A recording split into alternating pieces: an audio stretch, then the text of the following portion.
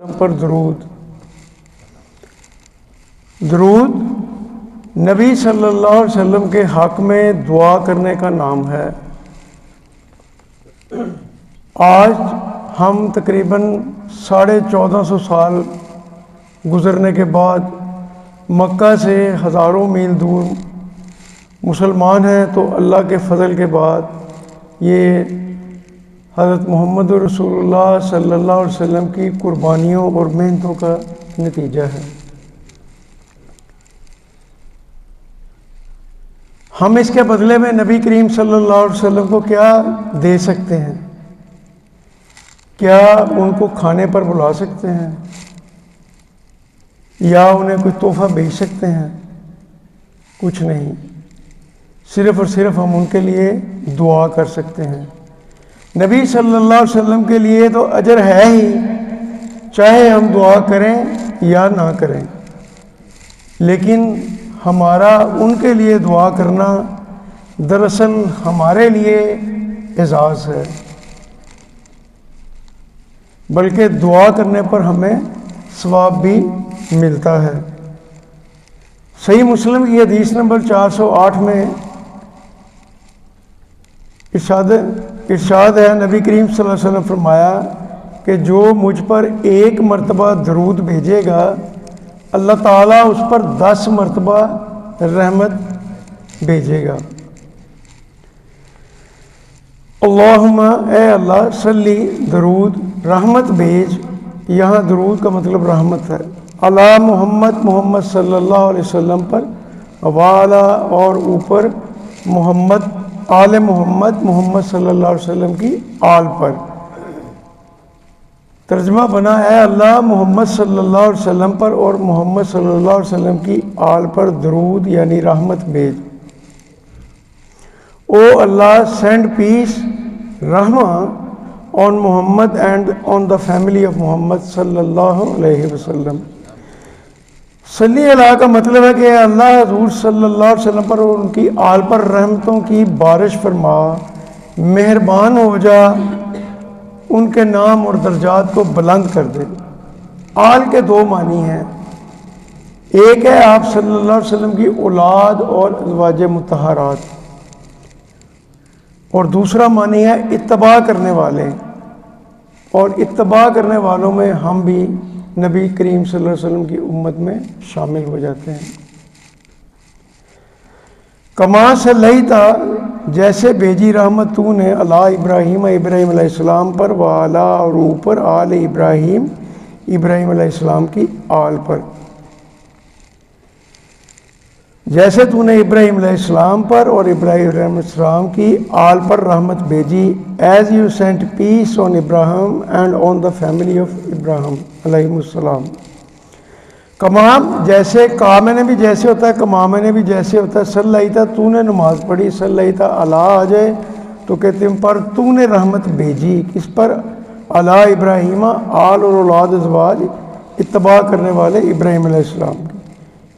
ایک معنی یہ ہے کہ ابراہیم علیہ السلام کو اللہ تعالیٰ نے ایسی امامت دی، ایسا مقام دیا کہ دنیا کے سب مسلمان، عیسائی، یہودی انہیں نبی مانتے ہیں، تو اے اللہ، محمد صلی اللہ علیہ وسلم کو بھی ایسی قبولیت عطا فرما کہ اس زمین پر رہنے والے تمام لوگ آپ صلی اللہ علیہ وسلم کی نبوت کو مان لیں۔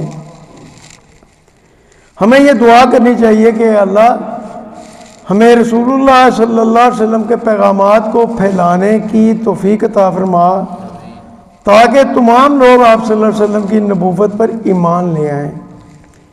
انکا، بے شک تو ہے، حمید، تعریف کے قابل، حمید قابل تعریف، حمد تعریف کو کہتے ہیں، مجید بزرگی والا ہے، بے شک تو تعریف کے قابل اور بزرگی والا ہے۔ Indeed you are worthy of praise, full of glory.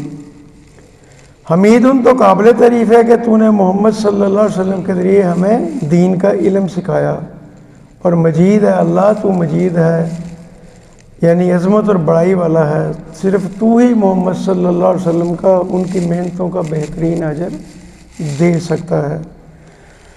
اللہم بارک، اے اللہ، برکت عطا فرما، علی محمد، محمد صلی اللہ علیہ وسلم پر، وعلی، اور اوپر، ان کی آل پر، آلی محمد، محمد صلی اللہ علیہ وسلم کی آل پر.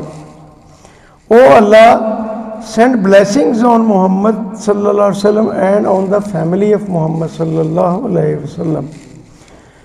پہلے صلوات کا مطلب یعنی رحمت کی دعا ہے، اور اب یہاں پر ہم برکت کی دعا کر رہے ہیں. درود کے شروع میں اللہم صلی، وہاں ہم رحمت بھیج رہے تھے، اور یہاں ہم اس رحمت کے اندر مزید برکت کی دعا کر رہے ہیں. یعنی یہ ایک درود شریف پوری ایک مکمل دعا ہے. رسول اللہ صلی اللہ علیہ وسلم کی قربانیوں کو یاد کیجیے اور ان کے لیے دل سے برکت کی دعا کیجیے، اور یہ بھی کیجیے کہ یا اللہ ہمیں ان کا صحیح معنوں میں اتباع کرنے والا بنا دے. برکت کا معنی ہے خوبی، بلائی اور نعمتوں کا عطا ہونا، ہمیشہ رہنا اور اس میں برابر اضافہ اور ترقی ہونا.